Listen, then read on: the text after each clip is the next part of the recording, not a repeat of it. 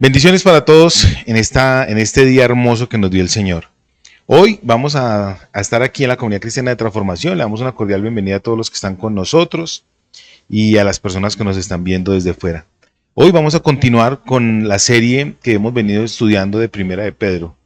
Quiero hacer la claridad, no es un estudio exegético, es un estudio práctico devocional de principios que logramos extraer de la palabra de Dios. Desde nuestra base teológica es la primera epístola del apóstol Pedro.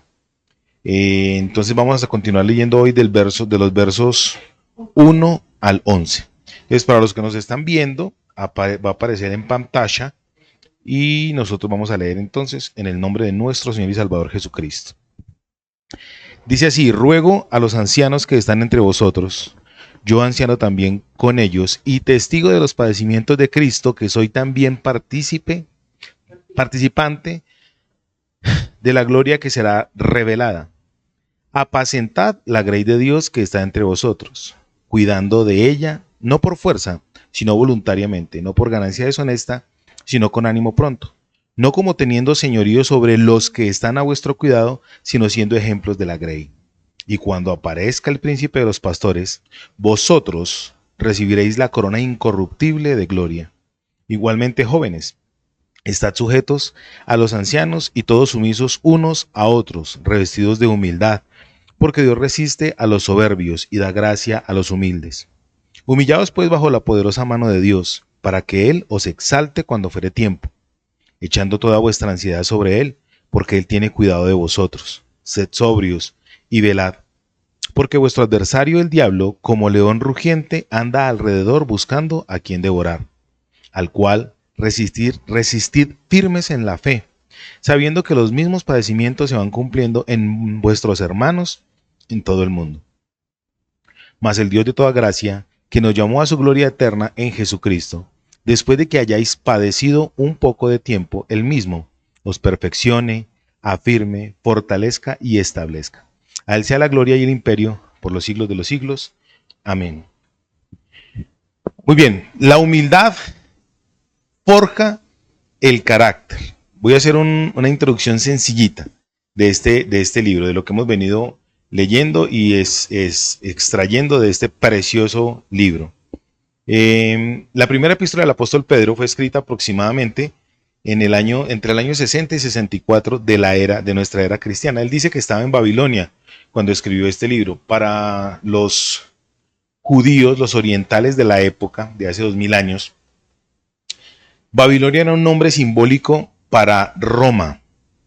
Entonces hay gente que tiene discrepancias cuando dicen que él lo escribió desde la Babilonia actual, que es Irak en este momento, hasta 1935. Babilonia, el imperio babilónico, se llamaba Irak. De 1935 para acá ya se empezó a llamar Irak, antes Babilonia. Pero Pedro está diciendo que el contexto espiritual de la Roma de ese tiempo era Babilonia. Por eso la interpretación más amplia, cuando se habla de la gran ramera de Babilonia y demás, se habla a todo lo que tiene que ver con lo relacionado a Roma. El apóstol Pedro, entonces, escribió esta epístola a un grupo, bueno, a 5 grupos de cristianos que estaban dispersos, que estaban expatriados, que no tenían un acceso a su nación por una causa. ¿Cuál fue la causa? La causa fue el evangelio de Jesucristo. Recuerden pues ustedes que están siendo discipulados que el evangelio del Señor Jesús no viene a traer consuelo al que no es creyente. El evangelio trae consuelo a quien es creyente. El evangelio trae consuelo a aquel que cree en Jesucristo. Por eso la reiteración del nombre de nuestro Señor y Salvador Jesucristo mencionado en la Biblia. Entonces, la iglesia que estaba en ese momento dispersa estaba pasando por muchas situaciones difíciles, Entre las muchas que estaba pasando, una muy importante era que no tenían dónde estar físicamente. A mí me encanta la Biblia porque la Biblia establece principios y es como una especie de kinder. Yo lo llamo el kinder de Dios, sobre todo el Antiguo Testamento le digo el kinder de Dios. La Biblia establece con principios físicos lo que va a ser en la eternidad. Me voy a explicar. Esa gente, los hermanos del primer siglo, estaban expatriados porque Dios en su voluntad había permitido que ellos se fueran y que no estuvieran más aferrados, arraigados a una nación o a un estatus. Eso lo vamos a ver enseguida en el desarrollo del tema. Dios permitió eso para que ellos no se arraigaran o no siguieran amando esta tierra como se amaba en ese momento. Hasta ese momento el reino de los cielos era simplemente un estado de noción lejano. Pero cuando vino Cristo a la tierra, vino Él y trajo el reino de los cielos, que es sinónimo del reino de Dios, acá a la tierra. Cuando el Señor Jesucristo vino y estableció el reino, a todos los que creemos en su nombre nos delegó una función, que es la función de embajadores del reino acá en la tierra. Entonces el ejemplo práctico es el siguiente. Dios dice que cuando usted y yo empezamos a creer en Él, nuestra ciudadanía ya no va a ser una ciudadanía terrenal, sino que es una ciudadanía celestial. Entonces, para poder entender eso, nuestro pensamiento tiene que ser trillado, formado, roto, tiene que ser quebrado para que dejemos de mirar lo natural y empecemos a mirar lo sobrenatural, para que dejemos de mirar lo temporal y miremos lo eterno, para que dejemos de mirar lo etéreo que está acá y empecemos a mirar lo que verdaderamente existe, que es el mundo espiritual. Dios tiene que romper nuestras estructuras mentales para que nosotros podamos mirar hacia el cielo. Nosotros los seres humanos por naturaleza miramos a la tierra, de donde fuimos sacados, de donde fuimos fabricados, de donde fuimos hechos. Nosotros los seres humanos siempre miramos lo de acá, lo que está a nuestra altura. Escasamente miramos hacia el cielo y Dios quiere que nosotros miremos hacia el cielo. Y utilizó un ejemplo a través de su kinder, que fue los hermanos de la iglesia primitiva, la iglesia del primer siglo. La usó para mostrarnos a nosotros, esta generación que es bienaventurada, porque estamos a portas de ver el cumplimiento de la más grande profecía bíblica, que es cuando el Señor Jesucristo nos lleve a su presencia, nos rapte a su presencia y luego podamos venir con Él en su segunda venida. Para nosotros es una gran bendición que este tipo de lecturas nos arrojen luces de lo que Dios está estableciendo para nosotros. En este orden de ideas, entonces, Dios estableció a través el ejemplo de sus hijos, de la primera iglesia del primer siglo, el ejemplo de que nosotros tenemos que empezar a mirar nuestra ciudadanía. Entonces mi pregunta es, ¿a qué estás aferrado hoy? ¿A dónde estás aferrado hoy? ¿En dónde está tu esperanza? Entonces el contexto para el mensaje de hoy es el siguiente. Dios utilizó ese ejemplo de los hermanos del primer siglo para mostrarnos a esta generación, la generación del proceso temporal o, ¿cómo se dice? De dispensaciones de la iglesia para que nosotros lo podamos entender. Entonces, ojalá me haya dado a entender con esta introducción. Vamos a tomar entonces como contexto la expatriación, la echada, la persecución de los hermanos de la iglesia para nosotros el día de hoy. Resulta que el apóstol Pedro entonces empezó a enseñarles a los hermanos que la conducta que ellos debían seguir no era una conducta como la que veían en todos los religiosos de esa época.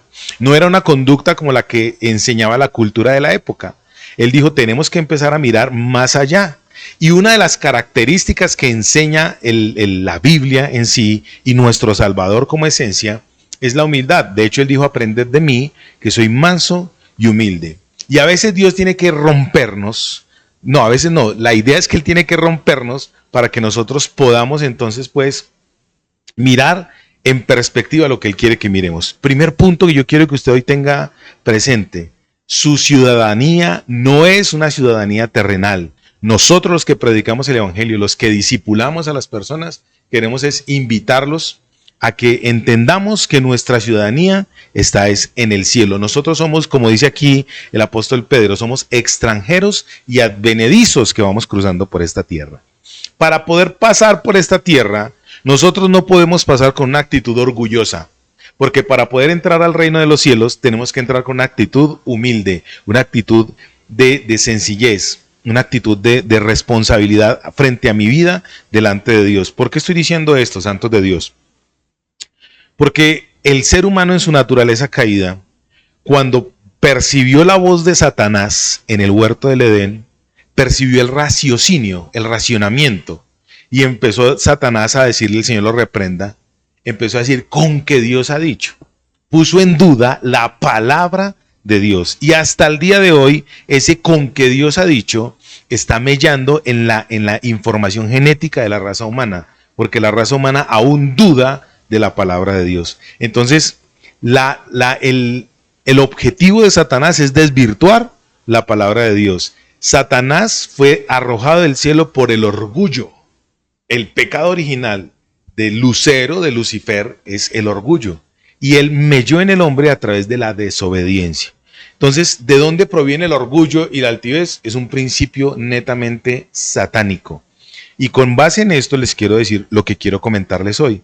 El apóstol Pedro está diciéndoles a los ancianos que se sujeten unos a otros, sumisos los unos a los otros, que se sujeten en amor unos a otros. Sujetarse no es recibir subyugación, sujetarse es aceptar los convenios entre raza, entre hermanos. Hablamos ya como iglesia, vamos a entrar en el tema de iglesia, en el contexto de iglesia. Él quiere que nosotros, Dios quiere que nosotros entendamos a través de la filosofía pedrina lo que es humillarse. El sometimiento refleja lo que hay en mi corazón. El sometimiento indica que tengo la capacidad de agachar la cabeza. El sometimiento indica que tengo la capacidad de reconocer errores, de reconocer fallas, de reconocer limitaciones.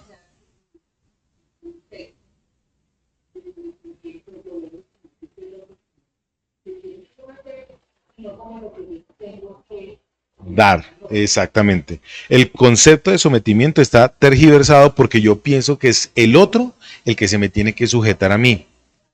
El concepto, exactamente. Por eso en el matrimonio, sobre todo el apóstol Pablo lo dicen, que ya lo vamos a mirar, en Efesios capítulo 5 dice, someteos los unos a los otros, y está hablando del concepto del matrimonio. Dice, mujeres, sujétense a sus maridos, pero a los maridos les está diciendo, ustedes se tienen que someter a Cristo para que sus mujeres se sujeten a ustedes. Ajá. Es tal cual, exactamente. La iglesia es el cuerpo, la iglesia es el cuerpo. Entonces, el mandamiento de sujetarme lo tengo que asumir como en primera persona. Vuelvo y repito, nunca como, ay, que es que usted se me tiene que sujetar a mí. No, no, no, no, no. El concepto es, ¿quién vino a darnos el ejemplo? El ejemplo más claro fue nuestro Señor y Salvador Jesús. Si usted y yo empezamos a mirar la historia de Cristo a través de la Biblia, Él se sujetó a Roma. Ay, pastor, usted está diciendo una herejía, ¿no? Él le dijo a Pedro, ¿hay que pagar los impuestos? Sí, es una manera de sometimiento. Él no se subyugó a Roma. Él pagó los impuestos porque era el orden. Eso había que hacer. Respetó la ley. Él se agachó la cabeza frente a eso. Cuando él estuvo, según la Biblia, frente a Pilato, este Poncio Pilato le dijo a él, ¿eres tú el rey de los judíos? Y él dijo, ¿tú lo has dicho? Él nunca negó que él era Dios. Nunca negó que él era el rey. Nunca lo negó. Él dijo, es más, si yo quiero, puedo mandar legiones de ángeles para que acaben hasta con el nido de la perra acá. Pero él venía a cumplir un propósito. ¿Cuál era el propósito? Sujetarse al Padre para que nosotros pudiésemos obtener la salvación. Espero estarme dando a entender. Entonces él le dijo el apóstol Pedro, volviendo al tema, le dijo a los ancianos, yo también soy anciano como ustedes. Claro que sí. Y dijo, y testigo de los padecimientos de Cristo, padecimientos de Cristo. Él también fue testigo y dice, y también voy a ser testigo o voy a ser participante de la gloria que se va a manifestar. La motivación que Dios nos da, voy a volver a repasar un poquito la introducción. A usted y a mí Dios nos da motivaciones porque Dios es un motivador por esencia. Él motiva por esencia. Resulta que el Eterno nos da a nosotros, nos muestra a través de la Biblia, porque la Biblia es para cristianos. Recuerde que el contexto que estamos leyendo acá es para cristianos, no es para inconversos, no es para impíos. La Biblia aplica sus principios, es para el que cree en Jesucristo y en la palabra de Dios. Entonces, la Biblia está estableciendo que nosotros vamos a ser participantes de una herencia que no es corruptible, no se contamina, no se acaba, no cambia, no muta. Perdón. Entonces, el Señor Jesús fue el primero que se sujetó y se sometió para que usted y yo pudiésemos tener libertad para entrar al reino de Dios abierta y tranquilamente. Pero resulta que entonces el apóstol Pedro le está diciendo a los líderes, a los guías de la iglesia, a los principales de la iglesia, aprendan a someterse los unos a los otros. O sea, usted sométase en el reconocimiento del otro para que usted pueda percibir el reino de Dios. Porque aquí dice en el verso 5, la parte final dice, Dios da gracia al humilde, pero resiste al soberbio. Porque el soberbio, la soberbia, el orgullo es un principio que, lo acabamos de decir, netamente satánico. Viene de las propias fauces del infierno. Pero la humildad, la gracia, ¿de dónde proviene? Proviene de parte del que nos da el ejemplo. Para poder entender esto, dice en el verso 6 del capítulo 5 de Primera de Pedro, humillaos pues bajo la poderosa mano de Dios, para el propósito, que Él os exalte cuando fuere tiempo. O sea que el sometimiento trae una recompensa. Claro, cuando usted, esto me fascina, cuando usted tiene una prioridad, Morphy vive. Cuando usted está mirando algo que lo quiere vivir, que lo quiere hacer, que lo quiere, que ese es su objetivo, usted va en pro de eso. Pero a veces, cuando ese principio se convierte en su prioridad, o esa meta se convierte en su prioridad absoluta, usted pasa por encima del que sea. Dios dice aquí, no tenga la exaltación como meta, porque quien le va a dar a usted esa exaltación en su tiempo va a ser Dios. Dios establece tiempos para lo que sea. Entonces, la motivación nuestra, ¿cuál tiene que ser? El principio bíblico. En este caso estamos trabajando un aspecto que es bien interesante, que es la humildad, porque la humildad forja en el ser humano el carácter. Carácter no es tener así temple. Carácter no es, ay, esa señora como es como tiene de carácter porque es brava. No, no, no. Carácter es tener la capacidad de ser una sola persona, íntegro, una sola pieza en todas partes. Y sobre todo ser lo que en la intimidad soy cuando nadie me está mirando. Entonces dice aquí el verso 6, humillaos pues bajo la poderosa mano de Dios y Él os exaltará cuando fuere tiempo. Dice, echando toda vuestra ansiedad sobre Él, verso 7, porque Él tiene cuidado de ustedes. No se preocupe, no se ponga ansiosito, no anhele desmedidamente, no le dé comezón, que es avaricia según la Biblia, sino que espere porque Él tiene cuidado de ustedes. De los que estamos aquí, ¿cuántos creemos que Dios tiene cuidado de nosotros? ¿Cierto que sí? Uno tiene que aprender a vivir eso. Esto que les estoy diciendo solamente se vive en la práctica, en el ejercicio. ¿Cómo sé yo que Dios tiene cuidado de mí? Cuando yo no empiezo a buscar al pagadiario para poder pagar los servicios porque no creo que Dios me vaya a proveer. Cuando yo empiezo a jugar chance porque creo que Dios no me va a proveer. Cuando yo empiezo a buscar en otras fuentes la provisión que proviene de Dios. Yo le lanzo a usted un reto hoy. Dele la oportunidad a Dios de que sea su proveedor. Dele la oportunidad a Dios de que le demuestre a usted que Él tiene cuidado de usted. Y desde las cosas más pequeñas hasta las cosas más grandes, Dios tiene cuidado de usted. Les voy a contar un mini testimonio. Hace 20 años, estaba empezando ya en el ministerio, tal vez. Sí, más o menos esa época, 22 años más o menos. Estaba antojado de una carne de cerdo. Yo quería una carne de cerdo. Estaba en esos albores del amor, de mi primer amor con el Señor. Y la casa donde yo vivía, en la parte de arriba de la puerta, le faltaba un vidrio. Entonces, en Medellín, pues hace calorcito, entonces no hay problema por el viento. Y yo estaba orando a Dios y le dije, Señor, yo quiero una carne de cerdo. Santos, ¡pran! Por la parte de arriba de la ventana entró una bolsa. Yo miré la bolsa y habían 2 libras de carne de cerdo. Pues había una porción de carne de cerdo buena, abundante. Ahí mismo yo abrí la puerta a ver quién había tirado la carne por ahí.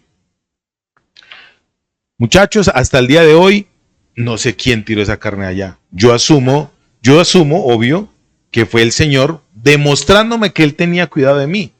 Desde ese momento hasta el día de hoy he visto cómo la mano de Dios en las situaciones más difíciles, Dios nos ha sustentado. Vivíamos con mi esposa y mi hijo hace 15 años, acá en la ciudad de Bogotá, porque hoy estamos en Bogotá.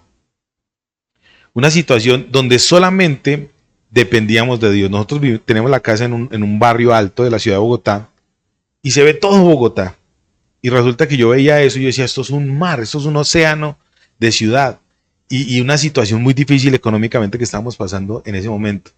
Pero nunca el Eterno nos dejó desamparados. Nunca nuestro Señor nos faltó con comida. Siempre teníamos incluso hasta para invitar a los vecinos a poder comer. Porque Él tiene cuidado de nosotros y nunca nos ha faltado. Hasta gustico nos daba. Entonces quiero decirles esto. Según la Biblia, dice aquí en el verso 7, eche toda su ansiedad, todo lo que le produce esta ansiedad, arrójelo a las manos del Señor porque Él tiene cuidado de usted. Écheselo a Dios porque Él tiene cuidado de usted. Y quiero decirle lo siguiente, cuando usted empieza a entender que Dios es su sustentador, usted deja de oler a lo que es usted, su humanidad. Entonces la humildad empieza a operar en usted y usted empieza a agachar la cabeza.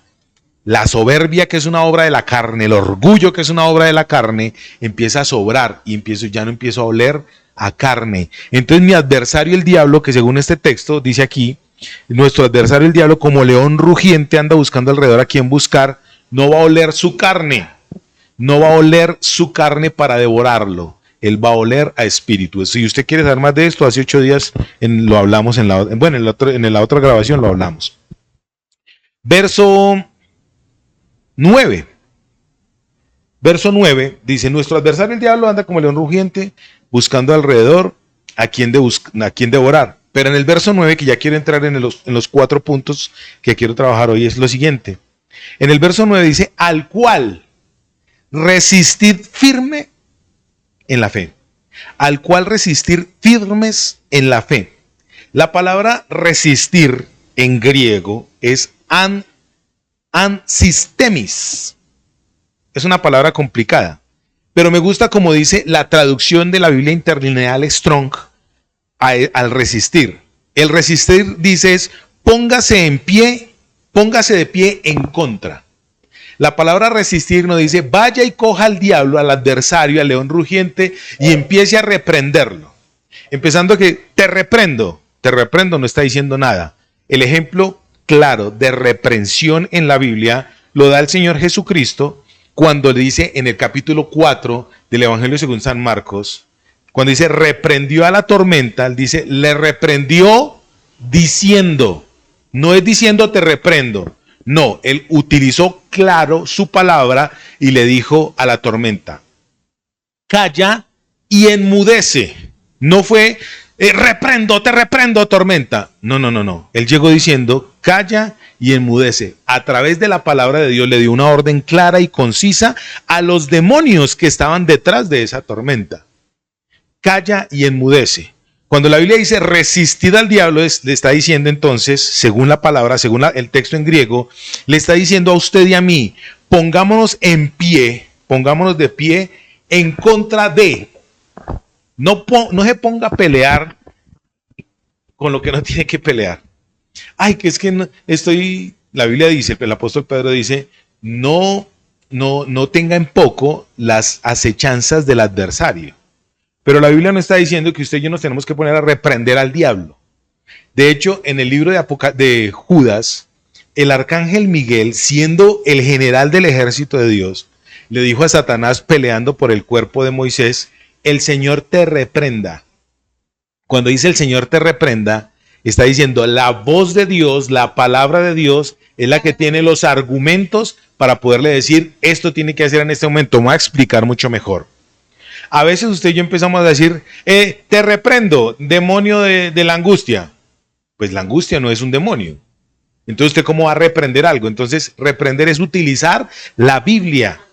Por ejemplo, la Biblia dice, diga el débil, fuerte soy. ¿A qué me estoy metiendo? ¿En qué mares me estoy metiendo yo? ¿En qué aguas me estoy metiendo yo? En las aguas de la navegación de la dependencia de Dios. Dice la Biblia, diga el enfermo, sano soy.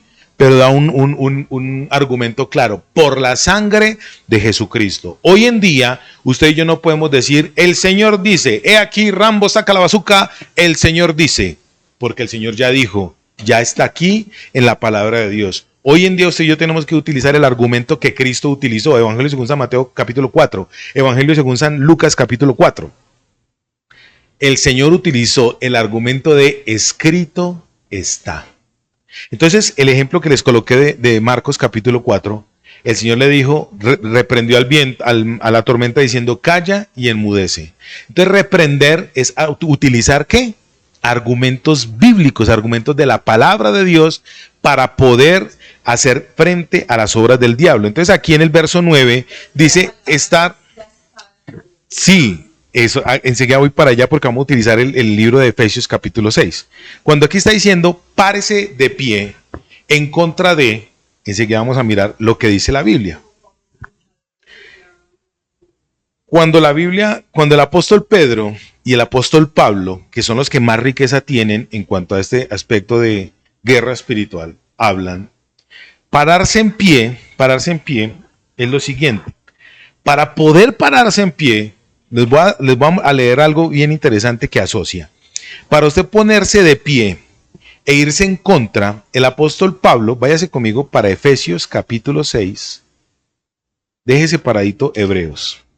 Y nos vamos para Efesios capítulo 6, verso 10, y dice lo siguiente. Efesios capítulo 6, verso 10 dice, por lo demás, hermanos míos, fortaleceos en el Señor y en el poder de su fuerza.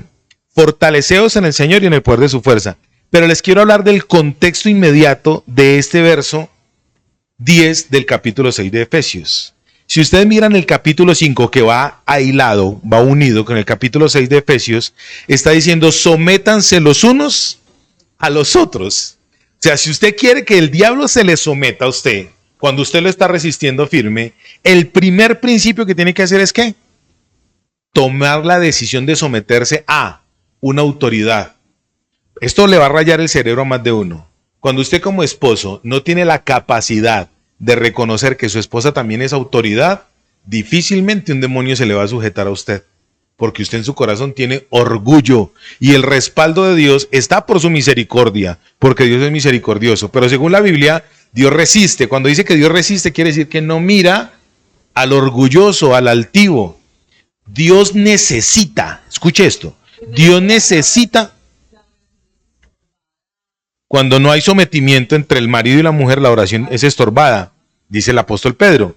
Dios necesita que usted y yo nos sometamos para que Él pueda desplegar todo su poder. A Dios no le interesa, por eso en la doxología del capítulo 11 de Primera de Pedro, verso 11 del capítulo 5 de Primera de Pedro, él dice, a Él sea la gloria y el imperio por los siglos de los siglos. Dios necesita que usted agache la cabeza para que Él muestre su poder a través de ¿quién? Esto es maravilloso. Si yo me agacho, si yo me someto, Dios va a mostrar su poder a través de ¿quién? Del que se agacha y el que se somete. Entonces cuando dice, por lo demás, hermanos, en Efesios, y el que es soberbio, cae. En la Biblia dice, por lo demás, hermanos, verso 6 del capítulo 6 de Efesios, fortaleceos en el Señor y en el poder, palabra clave que enseguida lo vamos a mirar, poder de su fuerza, vestidos de toda la armadura de Dios. No vamos a hablar de esto hoy porque esto tiene una riqueza espiritual poderosa. Vestidos de toda la armadura de Dios para que podáis estar ¿qué? Firmes contra las acechanzas del diablo, firmes. La palabra firme entonces es ¿qué? Ponerse de pie en contra. Pero mire lo que viene aquí, dice, porque no tenemos lucha contra sangre y carne, sino contra principados, contra potestades, contra gobernadores de las tinieblas de este siglo y contra huestes espirituales de maldad, en griego neumas porno, de las regiones celestiales. Por tanto, toma toda la armadura de Dios, para que podáis resistir el día malo, y habiendo acabado todo, estar firmes. Me encanta esto, firmes. Está repitiendo, ¿cómo quiere Dios que estemos? Así, parados, puestos de pie, pero con una actitud del corazón de disposición al sometimiento. No son inamovibles. Pero les voy a colocar otra figura. Uno de los aspectos que Dios utilizó como ejemplo para nosotros es la historia de las legiones romanas. Los romanos tenían una forma de acomodarse, que eso lo extraje estudiando este pasaje de Efesios. Los romanos tenían una forma de alineamiento en la guerra, que ellos cruzaban un escudo uno con el otro. y tenían unas lanzas. Entonces iban avanzando con el escudo y las lanzas en los huequitos que quedaban del enlace iban ganándole al enemigo, entonces iban avanzando. Eso contribuía a que, perdón, a que ellos no se pudieran, no retrocedían, sino que avanzaban. Pero había algo que les fortalecía mucho, y eran sus zapatos. Entonces les voy a decir esto. Toda la armadura de Dios está firmes. Dice, estad pues firmes, se repite mucho, ceñidos vuestros lomos con la verdad, vestidos con la coraza de justicia. Ojo pues, y calzados los pies con el apresto del evangelio de la paz. Resulta que el apóstol Pablo, cuando vio esta figura, era uno de los soldados pretorianos que lo estaban escoltando a él cuando él estuvo preso en Roma. Y él vio el yelmo, él vio la coraza, él vio el cinto y él vio lo que usaban como los zapatos de ellos, para usar la analogía en el evangelio. Los zapatos de los romanos eran como lo que usted y yo conocemos los guayos de futbolista. Tenían unos taches en la suela. Entonces ellos enterraban eso en el piso y entonces en vez de retroceder, eso los ayudaba ¿a qué?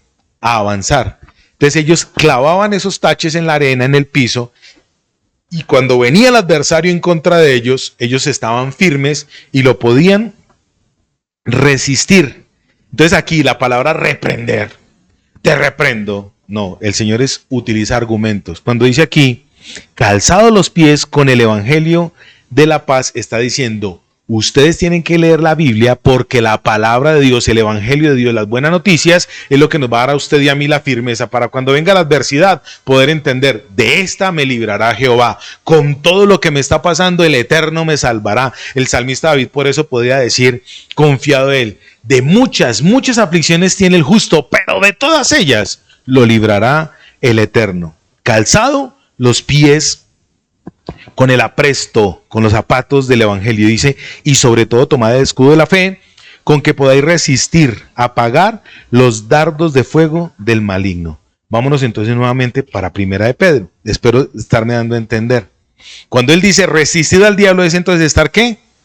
De pie y resistiendo. Pero les voy a decir una cosa interesante en esta palabra resistir.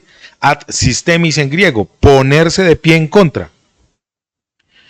Toda la armadura de Dios, si usted la miró ahorita, es una armadura defensiva. La única pieza de ataque es la palabra de Dios. Dice, la palabra de Dios es la única arma de ataque que Dios le da a un cristiano. El cristiano no tiene que ponerse a ir a buscar demonios donde no los hay. O inventar cosas. Ay, el espíritu de no sé qué, el espíritu de recoger tapitas.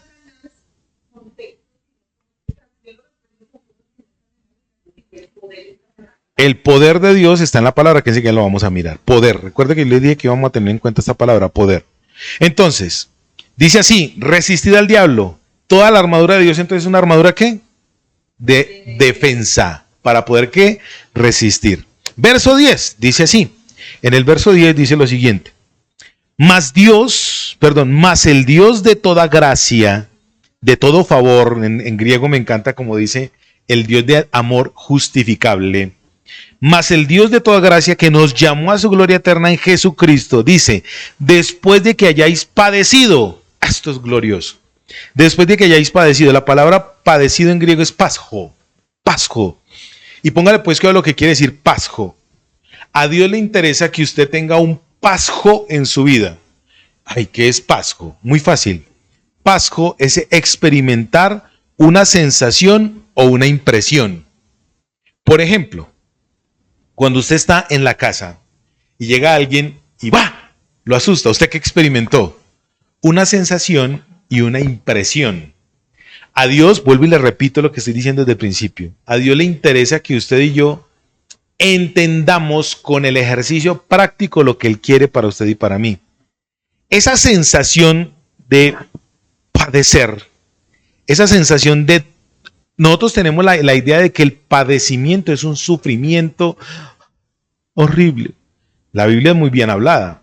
La Biblia para ese dolor, para esa sensación de dolor, para esa sensación de persecución, lo llama tribulación. Pero la palabra pasjo, padecimiento en griego, es la sensación de una clase donde usted tiene una impresión.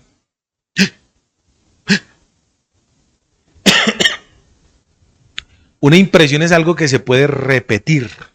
Por eso él dice, eso se puede repetir, pero ¿cuánto tiempo? Un poco de tiempo. Una sensación, la muerte. Lo que yo siento cuando se muere alguien. Una impresión. Uy, me impresionó cuando esta persona vino y me trajo una torta, que a mí me encanta la torta. Me impresionó. O sea, el padecimiento tiene parte negativa y parte positiva. El pasco es negativo y positivo. Entonces me puede impresionar para bien o me puede impresionar para mal. Dios quiere que usted sea impresionado ¿para qué? En los dos aspectos. Porque la impresión positiva te va a motivar y la impresión negativa te va a enseñar. Dios necesita que usted y yo lo entendamos. Entonces cuando usted y yo padecemos un poquitico de tiempo, dice lo siguiente, dice, mas el Dios de toda gracia que nos llamó a su gloria eterna en Jesucristo, que eso es lo hermoso. Usted va a padecer, va a tener sensaciones, impresiones, pero no lo va a hacer solo.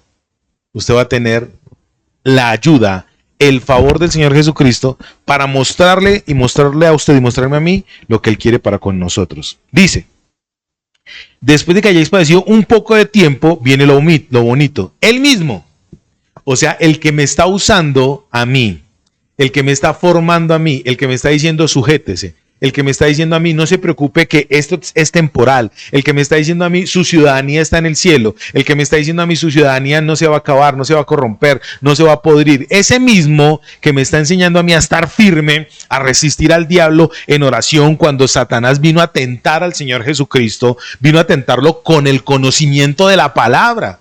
No lo vino a tentar con fábulas y estupideces, él lo vino a tentar fue con la palabra. Dios ha dicho, ¿listo? Muy bien. Entonces dice así, viene lo bonito. Después del corto tiempo de padecimiento, viene algo que se llama perfección. Y dice, y él mismo, verso 10, os perfeccione. ¿Dónde está? Padecimos por un poco de tiempo, él mismo os perfeccione. La palabra perfeccionar en griego es catartizo. Y es completar totalmente. Aquí nosotros en Transformación hemos enseñado que la palabra perfección no quiere decir ya material terminado. Resulta que en griego la palabra catartizo viene de una derivación de griego que se llama artios. Y artios es fresco. O sea, catartizos. Y artios vienen enlazadas. Entonces, ¿cómo así que terminado completamente pero fresco? Les voy a decir lo siguiente. Cuando usted ve un árbol de mangos, la fruta que usted quiera, mangos, guanábana, peras, la fruta que a usted le guste, cuando usted la ve lista para comer, ¿cómo está? Perfecta. Ya está terminada, pero no ha cumplido la función que tiene que hacer. Una fruta fresca, la función no es simplemente que esté ahí y después se caiga y se pudra. La fruta, el alimento Dios lo hizo ¿para qué? Con un propósito específico. ¿Cuál era? Traer nutrientes para el ser humano. Entonces, catartizos, una fruta perfecta, lista para consumir, produce algo que se llama artizos, fresco. Entonces, cuando la Biblia dice, el padecimiento te va a convertir a ti en un proceso, el padecimiento es un proceso para perfeccionarte, para que logres obtener el resultado que Dios quiere. Eso lo está haciendo Él mismo, espero darme a entender. ¿Qué es lo que Dios quiere que usted entienda? Lo siguiente, dice así, Él primero le ayuda a usted a entender lo que es el paso, el padecimiento. Él lo perfecciona, él mismo. Y escuche bien, cuando usted ya está perfeccionado, o sea, listo para cumplir el propósito. Perfecto no es que ya listo, quedé completico, ya me voy para el cielo, no. Perfecto es el inicio del proceso, el inicio del objetivo. Dice, él mismo os afirme también, dice afirme. La palabra afirmar me gustó mucho, porque en griego es esterizo. Afirmar es esterizo. Esterizo en griego es fijar. Voy a colocarles el ejemplo. Cuando usted va caminando, hay unas cosas que llaman habladores. Voy a colocar el ejemplo del carro. Usted va, las señales de tránsito. Las señales de tránsito son esterizos, porque son fijaciones para que usted las pueda, ¿qué? Mirar. Esterizo, o sea, usted mira. Dios fijó algo para que usted lo pueda establecer. ¿En dónde? En el corazón. Pero resulta que eso también tiene una derivación. La derivación de esterizo es estéreo. Estéreo. Y estéreo quiere decir tieso. Estéreo quiere decir tieso. En griego, exactamente. Tieso. Tieso y fijado. Si usted empieza a hilar estas palabras juntas, entonces resistir es estar como de pie. Resistir es estar de pie, ¿cierto? Padecer es una impresión. Si usted no está impresionado, si usted está impresionado para bien, usted se va a quedar firme. Pero si usted es impresionado para mal, ¿usted qué va a hacer? Va a huir. Entonces, resistir es ponerse de pie. Padecer es estar percibiendo sensaciones. Perfeccionar, entonces, es estar listo para el objetivo y fresco para el objetivo. Afirmar es estar fijado, o sea, usted es algo o alguien más bien que va a mostrar un proceso o una ruta, una hoja de ruta y va a estar como tieso. Si usted está firme, pero está endeble, se lo llevan. Pero si usted está firme y está tieso, duro, usted va a resistir. Hay una figura que es la figura de las torres. Las torres para los molinos, para generar energía eólica, ellas se pueden mover las astas, pero la viga donde está sostenida esa asta, ese ventilador que genera corriente, es tieso, es rígido, no se puede mover. Ahora, después de esto viene algo, y él mismo dice, os perfeccione, afirme, dice, fortalezca. La palabra fortalecer en griego es diseno, con D-S-E-W-N, diseno es S-D-S-E-N-W, diseno. Y diseno. La palabra diseno es vigor corporal. A mí me gusta mucho esto.